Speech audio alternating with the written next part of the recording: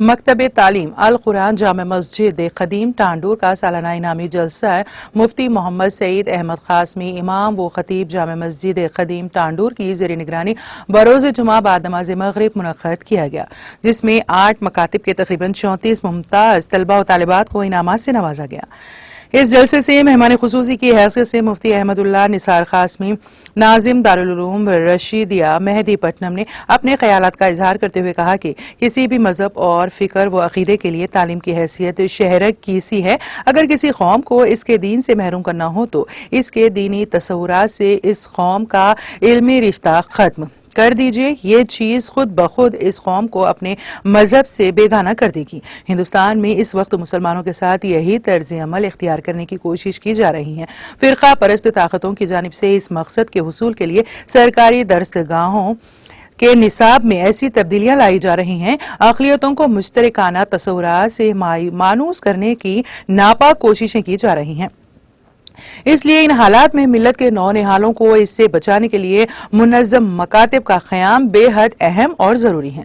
مولانا نے اپنے خطاب میں کہا کہ اس دور میں مکاتب کا قیام ایک نعمت غیر مرتقبہ ہے۔ اسلامی سماج کے لیے مکاتب دینی ریڑھ کی ہڈی کے مانند ہیں۔ ایک اچھے معاشرے کی عمارت انہی پر کھڑی ہوئی ہے۔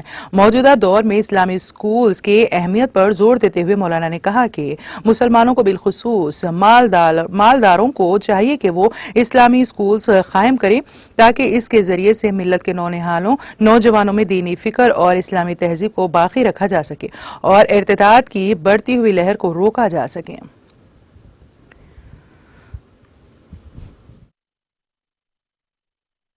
سچی بات تو ہے کہ اس وقت سب سے زیادہ چلنے والے بزنس ہیں، ایک ہوٹل ہے، دوسرا ہاسپٹل ہے، تیسرا اسکول۔ ہوٹل ہے، ہاسپٹل ہے، اسکول ہے، اس میں انویسٹ کرو گے ہرگز نقصان نہیں ہوگا۔ کھانے کی کس کو ضرورت نہیں بتائی، اب تو گھر کی عورتیں بولتی ہیں بہت ہو گیا میرے ہاتھ کا کھائے ہوئے ہوٹل کا لے کے آؤ۔ اب یہ بولے گا جانو تمہارے ہاتھ کا کھانا چاہ رہا ہوں، تم جانو تمہارا جانو مجھے ہوٹل کی بندی چاہیے۔ شریف گھرانوں کی لڑکیاں عورتیں بھی مہینے میں 2-3 بار تو ہوٹل کے ہونا ہی ہونا ہے۔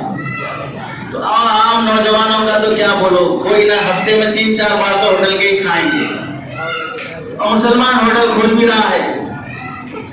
ہاسپٹل تو وہ تو پڑھے لکھے لوگوں کا